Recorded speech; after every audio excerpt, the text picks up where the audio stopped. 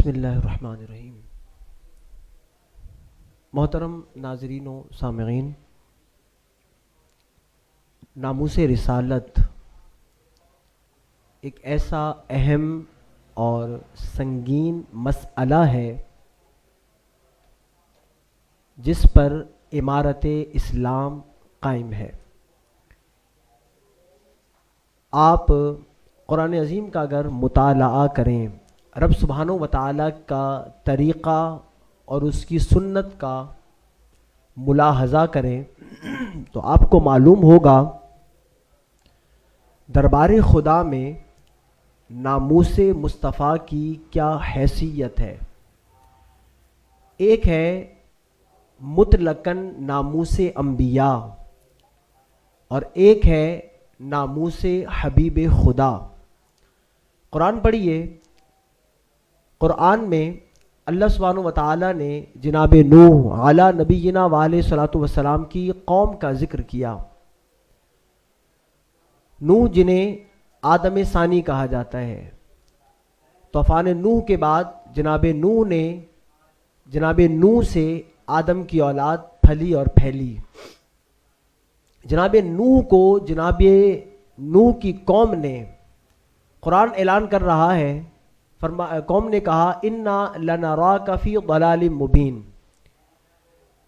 نبی کی ناموس پر حملہ کر رہے ہیں اور کہہ رہے ہیں کہ اے نوح انا لنراک فی ضلال مبین، ہم تجھے سری گمراہی میں دیکھ رہے ہیں، تجھے گمراہ سمجھ رہے ہیں۔ ناموس انبیاء پر حملہ کیا ہے، جناب نوح کی ناموس پر حملہ کیا، قوم نے انہیں گمراہ کہا۔ وہ نبی جو ہادی بن کر دنیا میں جلوہ گر ہوتا ہے، قوم اسے انا لنراک فی ضلال مبین کہہ رہی ہے، ہم تجھے سری گمراہی میں دیکھ رہے ہیں۔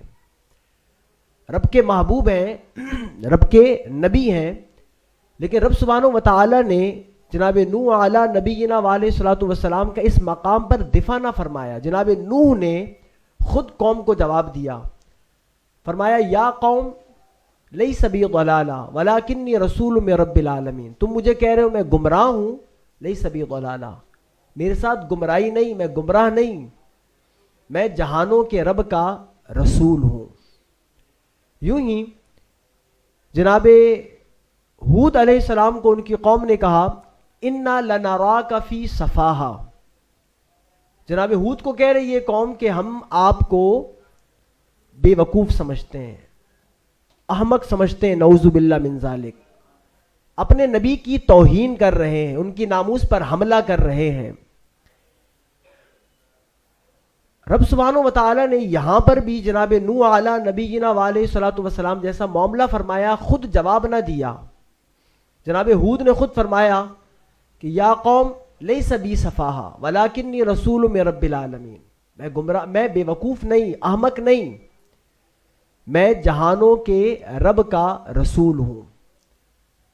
جناب شعیب علیہ نبینا وعلیہ الصلوۃ والسلام کا تذکرہ قرآن میں سن لیجئے۔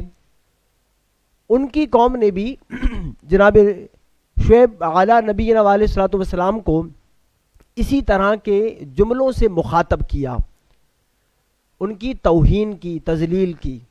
انہوں نے بھی کہا یا قومی ارہتی اعز علیکم من اللہ، میری قوم تمہارے نزدیک اللہ کے مقابلہ میں زیادہ عزت والی ہے۔ یعنی انہوں نے یہ کہا تھا کہ اگر آپ کی قوم نہ ہوتی آپ کو ہلاک کر دیتے۔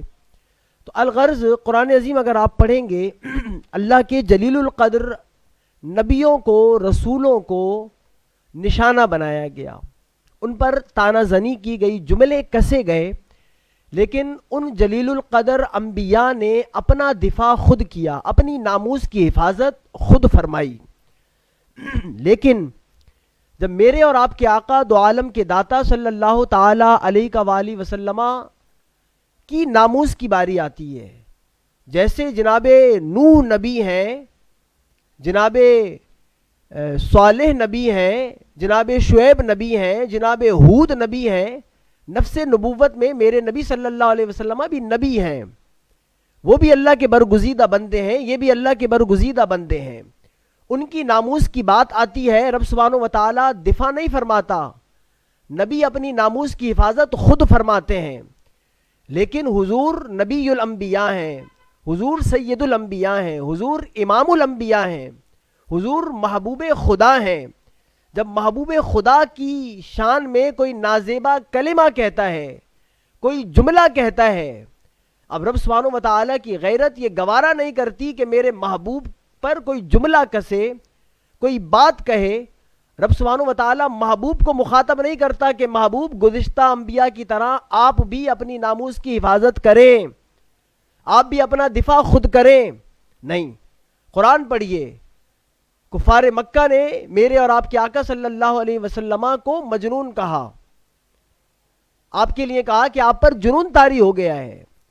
تو حضور سید عالم صلی اللہ علیہ وآلہ وسلم نے جواب نہ دیا. رب نے سورہ قلم کی آیات اتاری، نون والقلم وما یسطرون ما انت بنعمت ربک بمجنون. میرے محبوب کو مجنون کہتے ہو.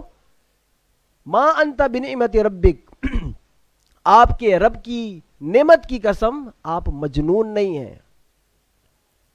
آپ کے لیے کہا گیا کہ آپ کے رب نے آپ کو چھوڑ دیا، آپ کو دشمن بنا لیا، دشمن پکڑ لیا. رسول اللہ علیہ الصلوۃ والسلام کے لیے ایسے جملے کہے جانے لگے.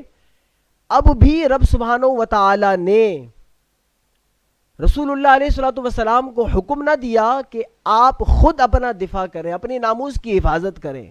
اب بھی سورت اتاری، والضحیٰ واللیل اذا سجا ما ودعک ربک وما قلی. تم کہتے ہو کہ میں نے اپنے محبوب کو چھوڑ دیا، آپ کے رب نے آپ کو چھوڑ دیا. ما ودعک ربک، آپ کے رب نے آپ کو نہ چھوڑا. تم نے کہا دشمن بنا لیا، وما قلی، دشمن نہیں بنایا. قرآن عظیم پڑھتے جائیے پڑھتے جائیے، بے شمار آیات ہیں جہاں جہاں کفار مکہ نے، مشرکین مکہ نے رسول اللہ علیہ الصلوۃ والسلام کی شان میں جملے کسے، آپ کی شان میں نازیبا کلمات کہے.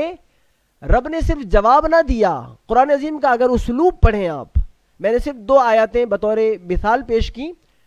ان کی ابتدا جملہ قسمیہ سے، یعنی جن کو قسم کے لیے کہا گیا، نون، نون کی قسم، والضحیٰ، دہا چاش کے وقت کی قسم. یعنی بتانے کا مقصد یہ ہے کہ جہاں جہاں پر انہوں نے کہا تھا ان لست مرسلا، آپ رسول نہیں ہیں، رب نے فرمایا یاسین والقرآن الحکیم انک لمن المرسلین. قرآن پڑھیے، جہاں پر انہوں نے رسول اللہ علیہ الصلوۃ والسلام کی ناموس پر حملہ کیا، رب نے اپنے نبی علیہ الصلوۃ والسلام کا، اپنے محبوب صلی اللہ علیہ وسلم کا دفاع خود فرمایا. اور محض دفاع نہیں کیا، قسم اٹھائی، قسم اٹھا کر مضبوط کیا، پختہ کیا کہ میرے محبوب کو عام محبوب نہ سمجھو، یہ محبوب وہ ہے جس کی خاطر میں نے کائنات کو خلق فرمایا ہے، جس کی خاطر میں نے اپنی ربوبیت کا اظہار فرمایا ہے. یہ نہ ہوتا میں اس کائنات کو خلق نہ فرماتا، اپنی ربوبیت کا اظہار نہ فرماتا.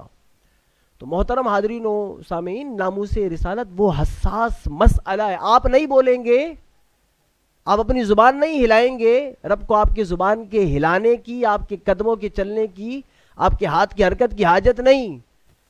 قرآن اعلان کر رہا ہے جب جب ناموس رسالت پر حملہ ہوا، رب سبحانہ و تعالی نے پہلے تو خود قرآن کی آیات اتار کر اپنے محبوب علیہ الصلوۃ والسلام کی ناموس کا دفاع کیا، اور پھر اللہ نے وہ اپنے پیارے بندے بھیجے جنہوں نے رسول اللہ علیہ الصلوۃ والسلام کی ناموس پر حملہ کرنے والوں کا قلع قمع کیا.